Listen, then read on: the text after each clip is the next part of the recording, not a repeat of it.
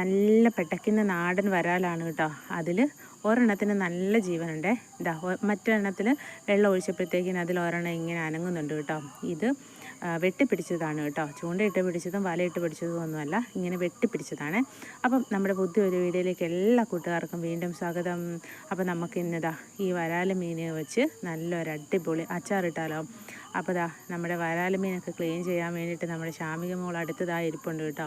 അപ്പോൾ അമ്മ ഇങ്ങനെ അതിൻ്റെ തൊലിയൊക്കെ ഇങ്ങനെ ക്ലീൻ ചെയ്ത് എടുക്കുകയാണ് കേട്ടോ. നല്ല പാടാണ് കേട്ടോ തൊലിയൊക്കെ ക്ലീൻ ചെയ്തെടുക്കാൻ. അതിലിങ്ങനെ വഴുവഴുപ്പൊക്കെ ഉണ്ടല്ലോ. അപ്പോൾ അതുകൊണ്ട് ഇതാ ഒരു തുണിയൊക്കെ പിടിച്ച് ആണ് കേട്ടോ അതിങ്ങനെ തൊലിയൊക്കെ ചെത്തി ക്ലീൻ ചെയ്തെടുക്കുന്നത്.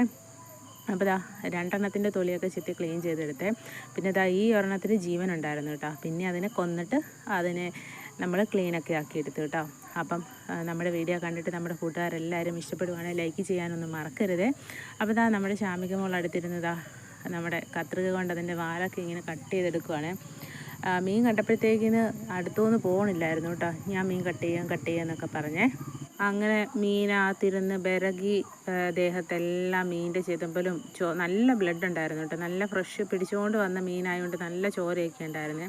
എന്നിട്ട് ഉടുപ്പയിലൊക്കെ അതിൻ്റെ ചോരയൊക്കെ പറ്റിച്ചു കേട്ടോ. പിന്നെ മീനെല്ലാം കട്ട് ചെയ്ത് ക്ലീനൊക്കെ ചെയ്തതിന് ശേഷം കുളിപ്പിച്ചൊക്കെ റെഡിയാക്കി എടുത്തു കേട്ടോ. പിന്നെ ഈ ഒരു മീനൊരു പ്രത്യേകത എന്ന് പറയുന്നത് നല്ല മണമായിരിക്കുമല്ലോ.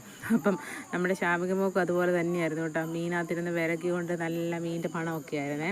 അപ്പം ഇതിന് ക്ലീൻ ചെയ്യുന്നതും കുറച്ച് വീഡിയോ ആണ് കേട്ടോ. പിന്നെ അച്ചാറിടുന്നതും എല്ലാം കുറച്ച് വീഡിയോ ഉള്ളേ. കാരണം ഞാൻ തന്നെ ഇരുന്ന് ചെയ്യുന്നതല്ല, അമ്മ ചെയ്യുന്നതിൻ്റെ ഇടയിൽ ഞാൻ കയറി വീഡിയോ എടുക്കുന്നതാണ് കേട്ടോ. അപ്പോൾ അതിൻ്റെ ഒന്നും എല്ലാം ഡീറ്റെയിൽ ആയിട്ടുള്ള വീഡിയോ ഒന്നുമില്ലേ. അപ്പോൾ അങ്ങനെ മീനൊക്കെ ക്ലീൻ ചെയ്തെടുത്തിട്ടുണ്ടായിരുന്നേ. പിന്നെ ഉപ്പും മഞ്ഞൾപ്പൊടിയും മുളക് പൊടിയൊക്കെ തിരുമ്മി മീൻ ഒരു ദിവസം ഫ്രീസറിലല്ല ഫ്രിഡ്ജിൽ വെച്ചു കേട്ടോ, മസാലയൊക്കെ പിടിക്കാൻ വേണ്ടിയിട്ട്.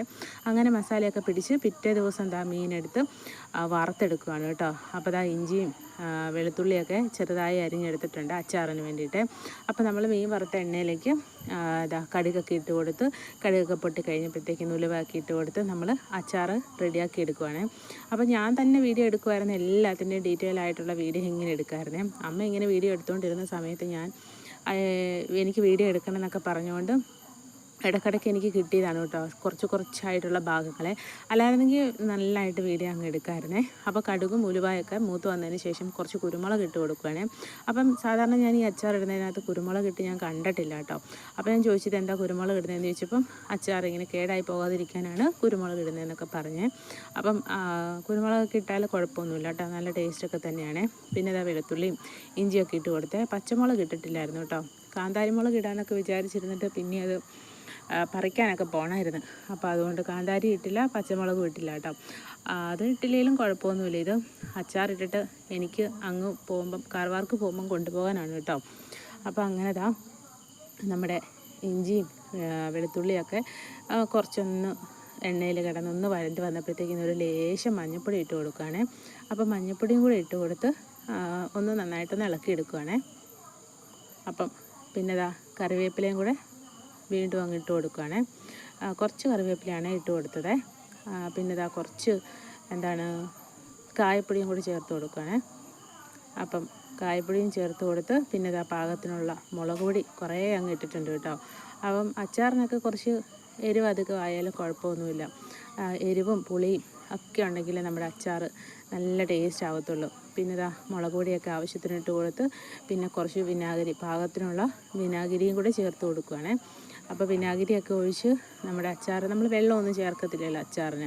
അപ്പോൾ ഇത് അങ്ങനെ വിനാഗിരിയൊക്കെ ഒഴിച്ച് കൊടുക്കണേ. ഞാൻ എന്നിട്ട് ചോദിച്ചു ഇതെന്തിനും ഇത്രയും വിനാഗിരി ഒഴിച്ച് കൊടുക്കുന്നതിന്. അപ്പോൾ പറഞ്ഞ് വിനാഗിരി മീനകത്തൊക്കെ പിടിക്കാൻ വേണ്ടിയിട്ടാണ് വിനാഗിരിയൊക്കെ കുറച്ച് അധികം ഒഴിച്ച് കൊടുക്കുന്നത്, ഇത് കൂടുതലൊന്നും അല്ല എന്നൊക്കെ പറഞ്ഞു കേട്ടോ. അപ്പോൾ അങ്ങനെ വിനാഗിരിയൊക്കെ ഒഴിച്ച് പതുക്കെ ഒന്ന് ഇളക്കിയെടുത്തിട്ട് പിന്നെ നമ്മൾ ഫ്രൈ ചെയ്ത് വെച്ചിരിക്കുന്ന നമ്മുടെ വരാല് മീനും കൂടെ ചേർത്ത് കൊടുക്കുകയാണേ. അപ്പോൾ അങ്ങനെ വരാല് മീനും കൂടെ ചേർത്ത് കൊടുത്ത് ഒന്ന് ഇളക്കി എടുത്ത് പിന്നെ പാകത്തിനും ഉപ്പൊക്കെ ഉണ്ടോ എന്ന് നോക്കിയിട്ടോ. ഉപ്പ് കുറച്ച് കുറവുണ്ടായിരുന്നേ. നമ്മൾ മീൻ വറുത്തതിനകത്ത് ഉപ്പും ഒക്കെ ഇട്ടാണ് നമ്മൾ മീൻ വറുത്തത്. എന്നാലും കുറച്ച് ഉപ്പിൻ്റെ പോരായ്മ കൂടി ഉണ്ടായിരുന്നേ. അപ്പം ഇളക്കിയതിന് ശേഷം ഉപ്പൊക്കെ നോക്കിയിട്ട് കുറച്ച് പാകത്തിനുള്ള ഉപ്പൊക്കെ ചേർത്ത് കൊടുത്തിട്ടുണ്ട്. അപ്പോൾ അങ്ങനെ ഉപ്പൊക്കെ ചേർത്ത് കൊടുത്ത് ലാസ്റ്റ് കുറച്ച് കറിവേപ്പിലയും കൂടി ഇട്ട് കഴിഞ്ഞപ്പോഴത്തേക്കിന് നമ്മുടെ ടേസ്റ്റി ആയിട്ടുള്ള നല്ല നാടൻ വരാൽ അച്ചാർ റെഡി ആയിട്ടുണ്ട് കേട്ടോ. അപ്പോൾ അങ്ങനെ നമ്മുടെ നാടൻ വരാൽ അച്ചാർ ഇതാ ഇവിടെ റെഡി ആയിട്ടുണ്ട്. ഒരു മാസം വരെ, ഒരു 2-3 മാസം വരെ ഇത് കേടുകൂടാതിരിക്കും കേട്ടോ. അപ്പം ഇതെനിക്ക് കൊണ്ടുപോകാൻ വേണ്ടിയിട്ടാണ് ഇട്ടത്. അപ്പോൾ അങ്ങനെ നമ്മുടെ നാടൻ വരാൽ അച്ചാർ റെഡി ആയിട്ടുണ്ട് കേട്ടോ. അപ്പം നമ്മുടെ ഇന്നത്തെ ഈ ഒരു കുഞ്ഞു വീഡിയോ ഇവിടെ കൊണ്ട് അവസാനിക്കുകയാണ് കേട്ടോ. അപ്പം വീണ്ടും നല്ലൊരു വീഡിയോയുമായിട്ട് നമുക്ക് വീണ്ടും കാണാം. അപ്പം നമ്മുടെ വീഡിയോ കണ്ടിട്ട് കൂട്ടുകാരെല്ലാവരും ലൈക്ക് ചെയ്യാനും ഒന്നും മറക്കരുതേ. ഇനി വീണ്ടും പുതിയ വീഡിയോയിലൂടെ വീണ്ടും കാണാം. അതുവരേക്കും ചാച്ചാ ബൈ ബൈ.